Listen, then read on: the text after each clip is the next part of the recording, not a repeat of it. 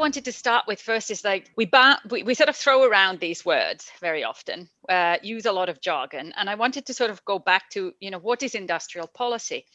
How it's actually defined. I mean, if you go simple research, go to Wikipedia, look what industrial policy is defined. It talks about, it's an official strategy of a country to encourage the growth and development of a particular part of the industry or economy. And it's basically the government taking measures to improve competitiveness and the capabilities of the domestic firms and promoting structural transformation. So then, you come, okay, so how do you do that?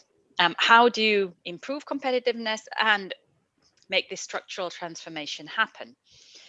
I also went then back to look at the Commission communication from earlier in the spring, March 2020, of the new industrial strategy for Europe.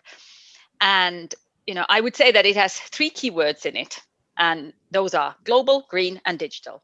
And as you all know, those are the 3 focuses of DG Comp, of the Commission at the moment. So fits very well with the new industrial strategy of Europe. And I'll come back to DG Comp's work streams relating to these. But I want to first sort of do a few quick quotes from that communication.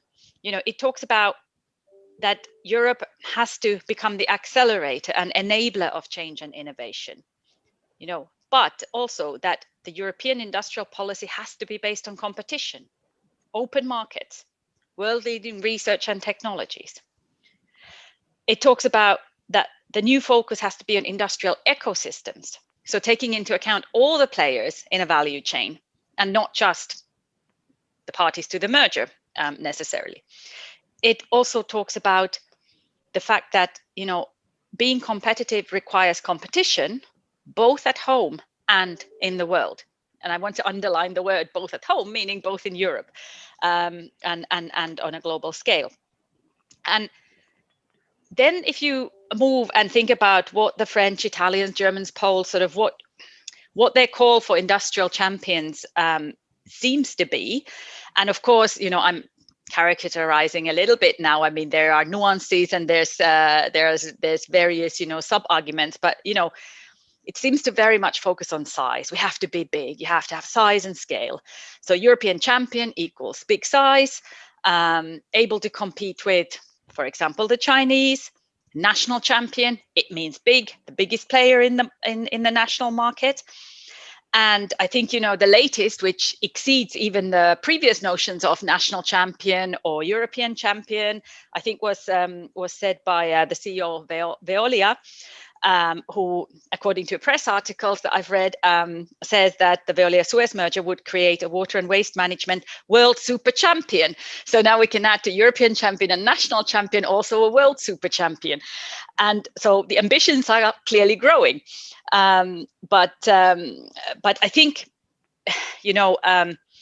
part of these, joking aside, sort of, I think I really do query whether big is what the industrial policy is after.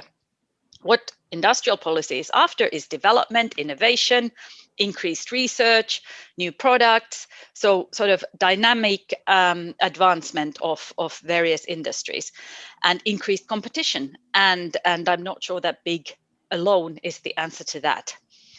And I really haven't yet seen any empirical evidence that would actually show that being a monopolist boosts competition. And I think then I want to look at some other sort of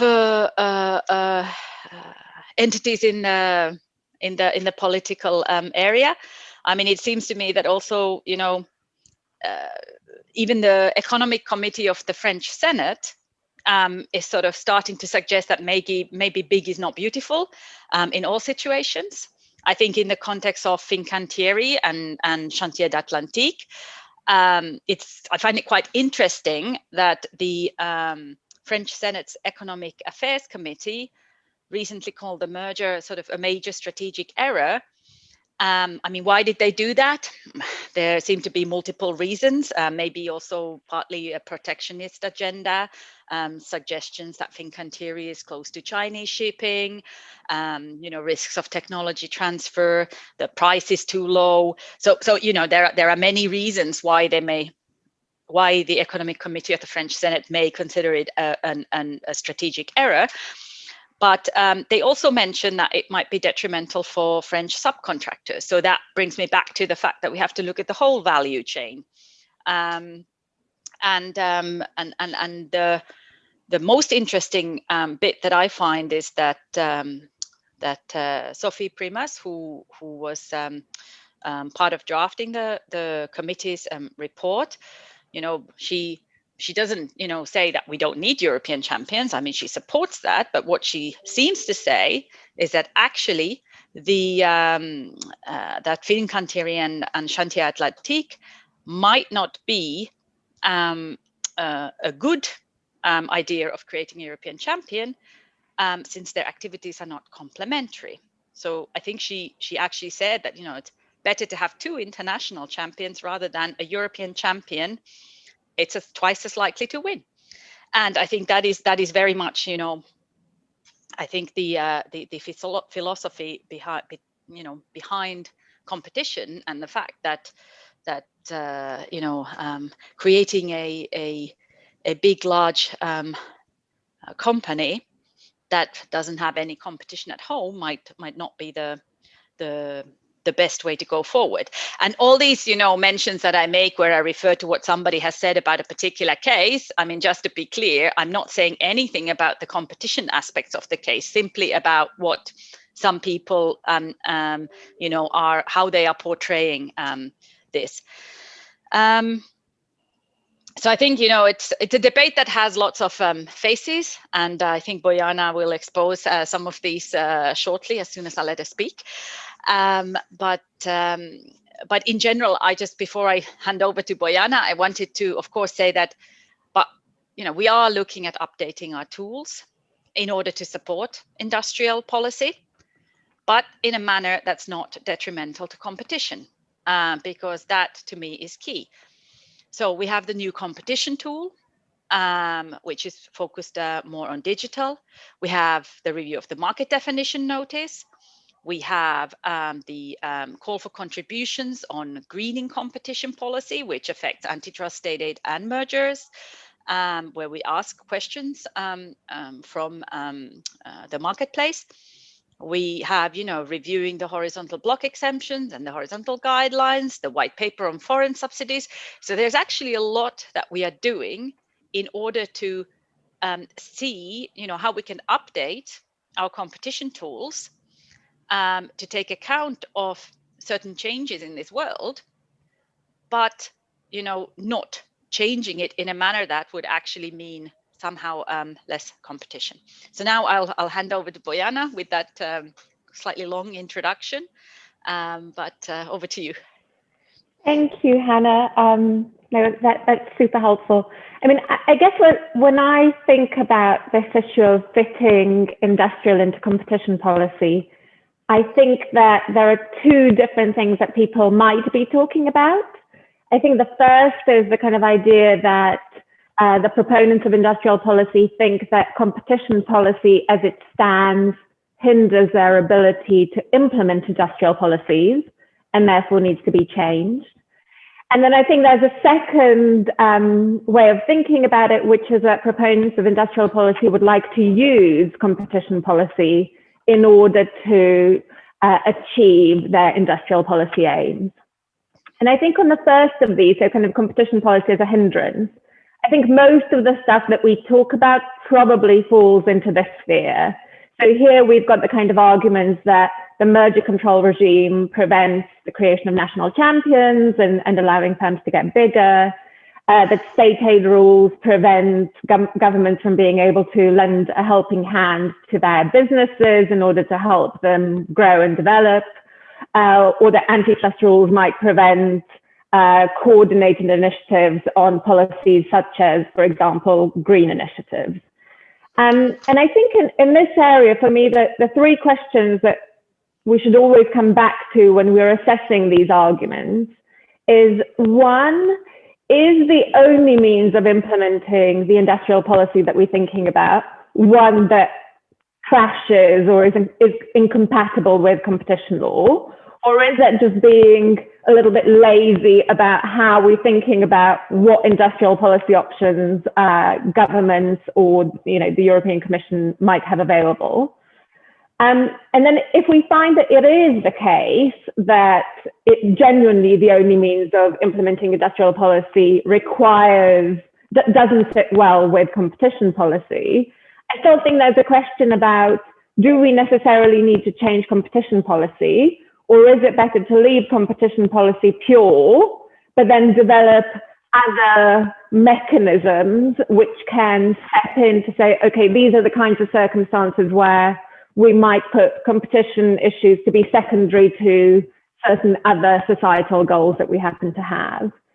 And then I think that, at the end of the day, if you decide that the goal is to change competition policy, then you really got a question about how you can do this practically in a way which is transparent and which doesn't really subvert competition policy to essentially back channel politics rather than rigorous empirical analysis of the competition issues at stake.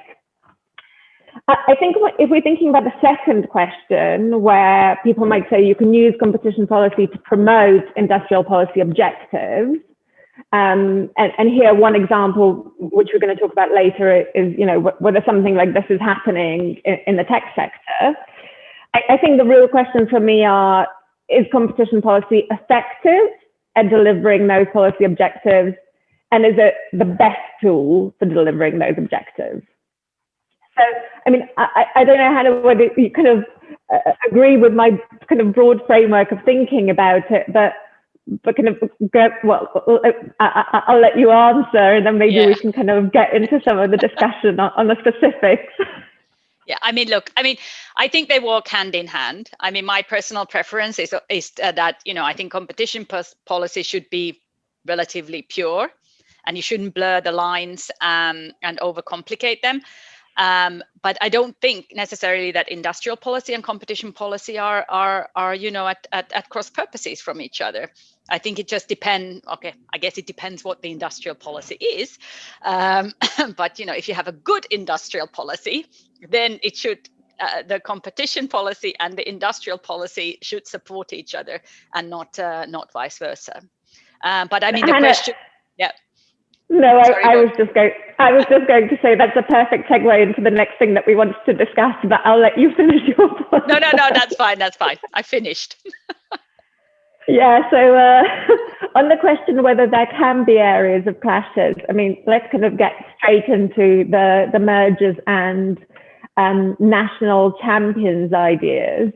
And personally, it might be my lack of imagination, but I really struggle to see how these kind of national champions arguments can sit comfortably within a competition framework, because the kind of theory of the economic theory of national champions is always that, or at least it has traditionally been, that you're essentially allowing firms to get big and get market power in their home market in order to be able to allow them to compete effectively outside of the home market. And given that competition policy is all about protecting precisely those consumers in the home market from competition harm, I don't see how you could have essentially a situation where national champions can be made to fit into a competition policy framework. Yeah, I think if you have an EEA-wide market and you have still a national champion, they might be bigger in that particular country, but as long as you have an EEA-wide market where, if that national champion tried to do something like raise prices, for example, other companies that are perhaps smaller in that country at that moment can come in, from other countries and compete. So, that's one thing as well. It depends, I think, if you have a national or EEA-wide market for the national champion point. But in general, I think, we just have to make the two work together. both are equally important. Industrial policy is important, and competition policy is important.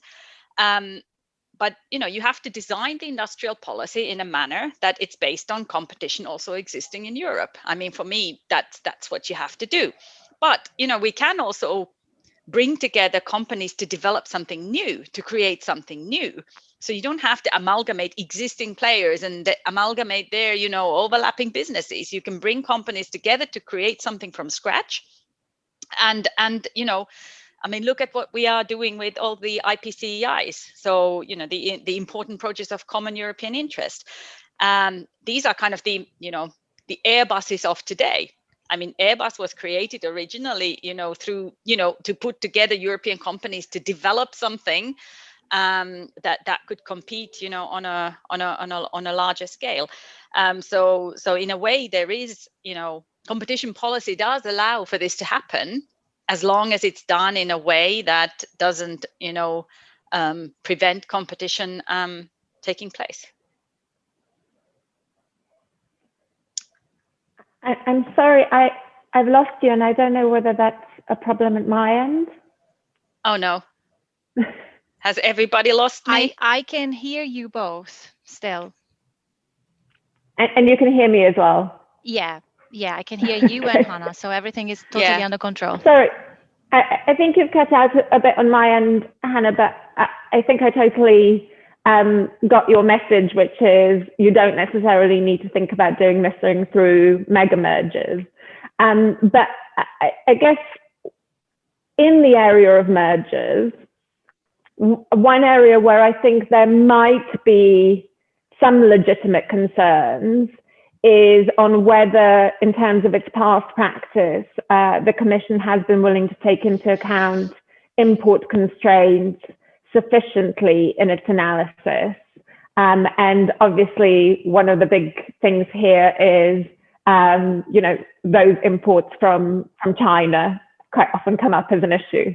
Now, everyone talks about Siemens Alstom, and I'm sure you will too, but I think there are a number of other cases. So ArcelorMittal Ilva, Nidec and Braco, quite interesting cases where we see, if I can simplify the issue slightly, what we quite often hear in terms of arguments from the Commission are Chinese importers are only active in the lower end of the market, so lower quality side of things, but they're not able to do what European suppliers are able to do in terms of the high end side of it.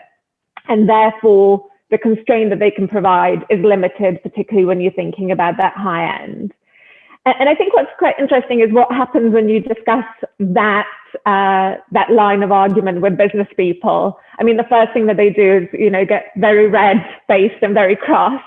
But then they make some quite interesting points, which is that, quite often the pattern that you see in many industries repeating is that you might have Chinese entry, which first starts at the lower end, and then eventually, dynamically, these companies start producing and moving up and up into the higher quality end of the goods, so that just looking at a static point in time might not tell you everything there is to know about how these firms will develop and the constraints from them will develop going forward. And I think that the other thing that you quite often hear from companies is, well, it's all well and good saying they're only competing for the low end, but that low end was 80% of our business.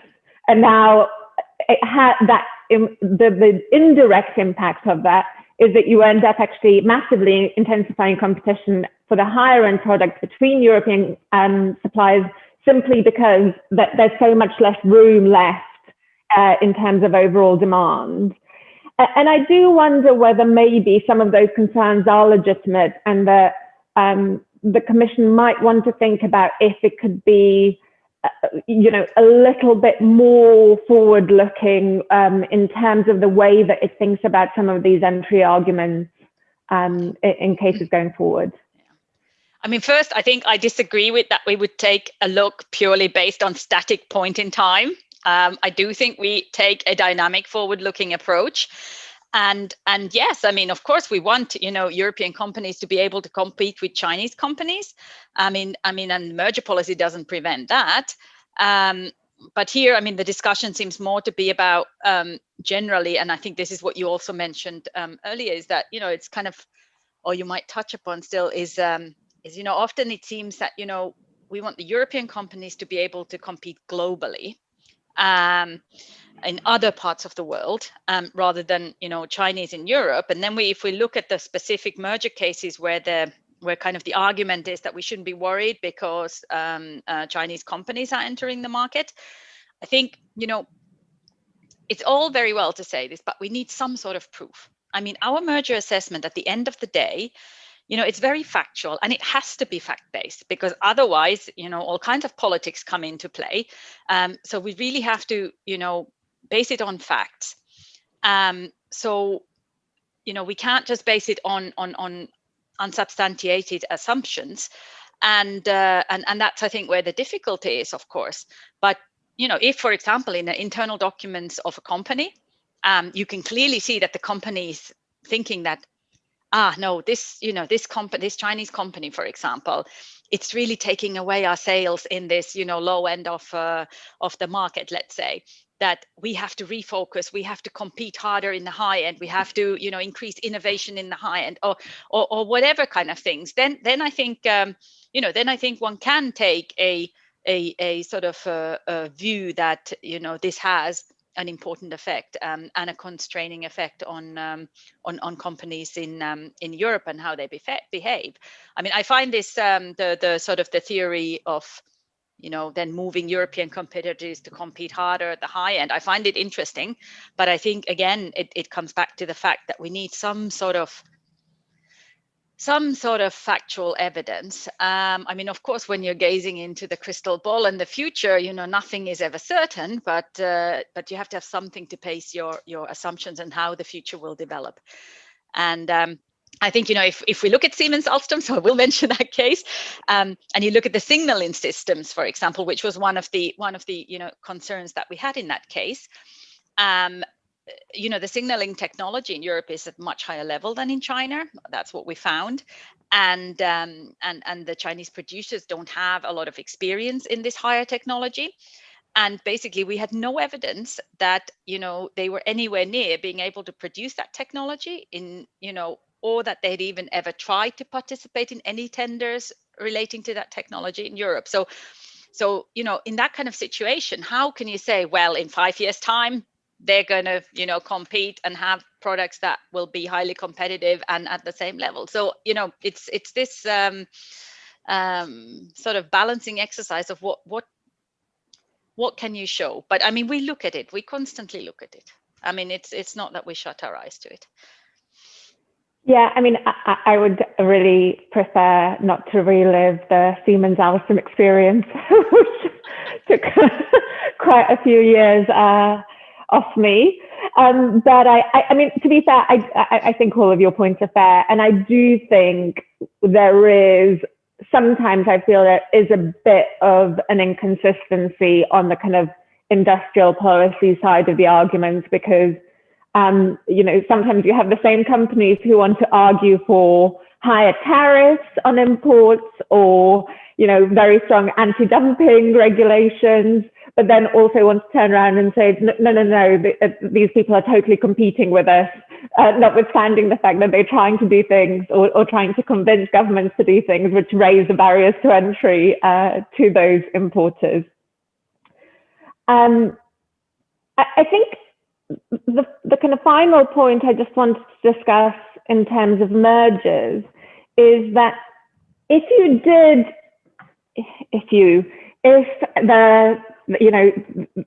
the kind of broader political decision-making body wanted to find a way of allowing some type of consolidation amongst European companies to create big companies.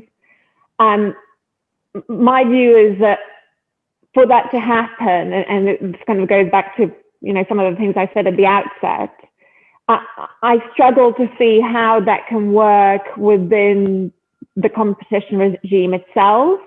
Right? I think the reason why something like FDI rules work very well alongside a competition merger control regime is that they both kind of necessary conditions that you need in order to get your merger approved. You have a competition test which can allow or not allow. You have the FDI test which can allow or not allow. But if you're talking about something that promotes bigger European companies, then it does seem to me that that's something where you have to weigh it up, almost have a separate test, which then someone has an extremely difficult task of trying to weigh up against the competition harm. And I don't know whether you have any thoughts about how that could work in practice, who could be done by in practice. Yeah, I'm not advocating for such a tool for us. I really prefer to stick to the competition analysis, and I'm not sure that there should be a tool like that at European level, but that's my very personal view. Also because I think that then it would become a sort of political veto, and I don't know how that would then work between different member states with different interests. So I'm not at all convinced that would be the right way to go. But I think, of course, many member states have these kind of tools. There are many. I think there are 7 or 8 member states in Europe who can actually override a merger block of the national competition authority and approve the merger. And in some countries this has been used. It's rare, but I think, for example, in Germany there's been in the last sort of I think last 30 or 40 years, there's been a handful of cases where the German government has actually authorized something that the competition authority had not authorized. But also they have the ability to also then add their conditions. So some of these that the government then authorized were still subject to conditions. But this kind of sort of there are, of course, criteria that is set in national law as to when the government can utilize this power. But nevertheless, there's some sort of veto power. Not necessarily an industrial policy test, but that sort of exists in many national levels. But I would not advocate that at the European level. Yeah. I'm conscious of time, and I know that me too. Ethel will step in and tell us when she wants us to stop. But in the meantime, should we touch a little bit on state aid and the other kind of thing that quite often falls into this industrial policy umbrella? I guess my reading of the purpose of state aid, and I would welcome your views on this, but it's really precisely about limiting industrial policy at the national level in a way where that policy could create unfair competition within the common market. So then you end up with a situation where if there is political pressure to increase international intervention by governments, how does that work in a way which also maintains kind of a well-functioned common market and doesn't just end up descending into competition amongst EU member states?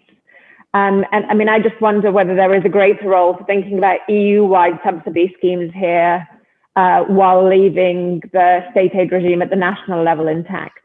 Yeah, first, I wouldn't characterize state aid as limiting industrial policy.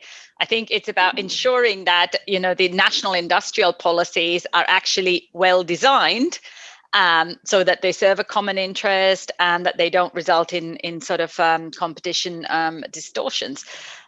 So again, I don't see that as a conflicting sort of purpose or about state aid preventing national industrial policy.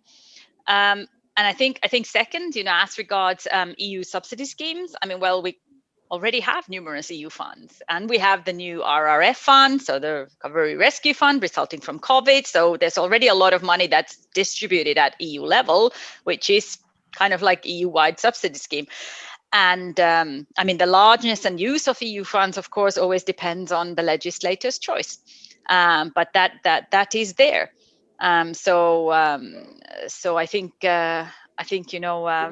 EU-wide subsidy schemes, so to speak, are already playing quite a large role themselves. Yeah. And given how much of the Brexit discussion seemed to be about how Britain's state aid regime would seem to work, I think Boris Johnson would certainly say that state aid is about limiting or places a constraint on what kind of industrial policy you can I think they implement. will also. I think they'll also soon realize what monies will stop flowing once exit is final. But yeah.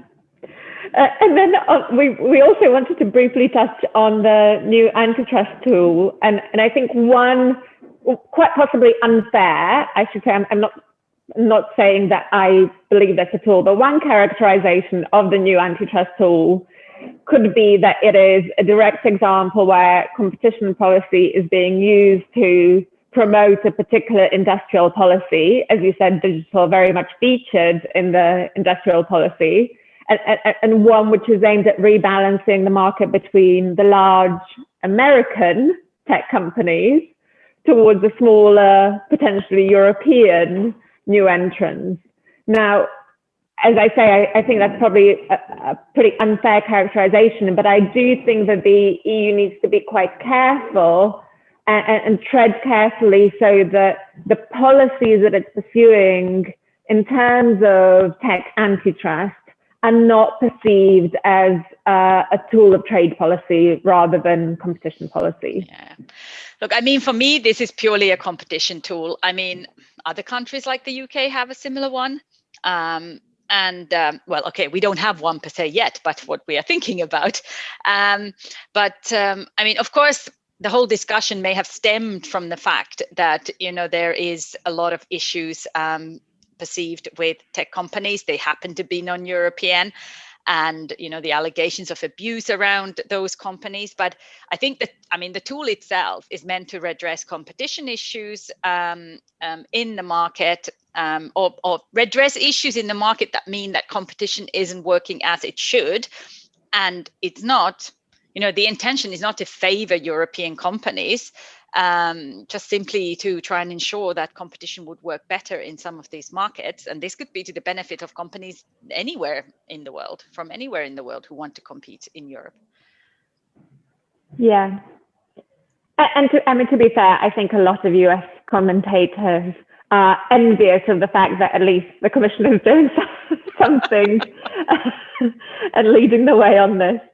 I mean, I guess my big concern with the big tech debate, and as I'm sure most of the people on this webinar have been recently watched Social Dilemma, but I think quite a lot of these perceived problems, so privacy, use and abuse of private data to be sold to your, whoever, the spread of disinformation, that these are probably the most important potential concerns that we should be focusing, and that those are ones that don't really lend themselves to being fixed by competition policy.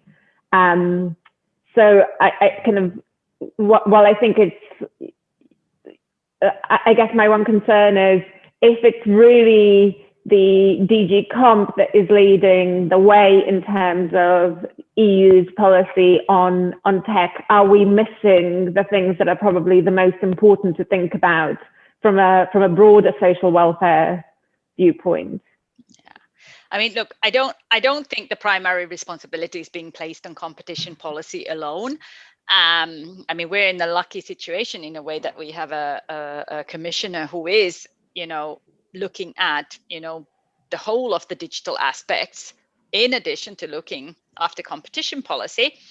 But, at the end of the day, competition policy cannot do this alone. There's a lot of things that you need other regulation and legislative initiatives for. And this is exactly what's being done. I mean, there's a whole big digital package. Or, when it comes to environmental issues, you need equally, environmental legislation, environmental regulatory initiatives, and this is the way to go forward. Which brings me sort of back to what we were speaking about earlier, which is that, these things have to go hand in hand. One cannot do it alone. You need a partner. Yeah. But that's it. Well, I mean, I think that's absolutely right, isn't it? It's just making sure that all of those other aspects get looked at as well by someone. Yes, yes, indeed. I think that in the interest of time, Ethel, did you want to let us know if there are any questions? Yes. Thank you so much. I'm trying to start. Okay, managed. We just had one question. I don't know if you're, Hanna in particular, if you're going to be comfortable answering that. But the question is whether you have any views on what's coming from Thierry Breton about advocating for a EU telecom market of just 5 operators, but competing in all member states. Yeah. I mean, I think I have a lot of views from what is coming from Breton, but no. I mean, on this particular topic, I mean, I'm not sure I can say anything. I mean, look, personally, whether you have different competitors in different member states or the same competitors in, all the member states, for me, as long as there is intense competition, that is what we should really care about.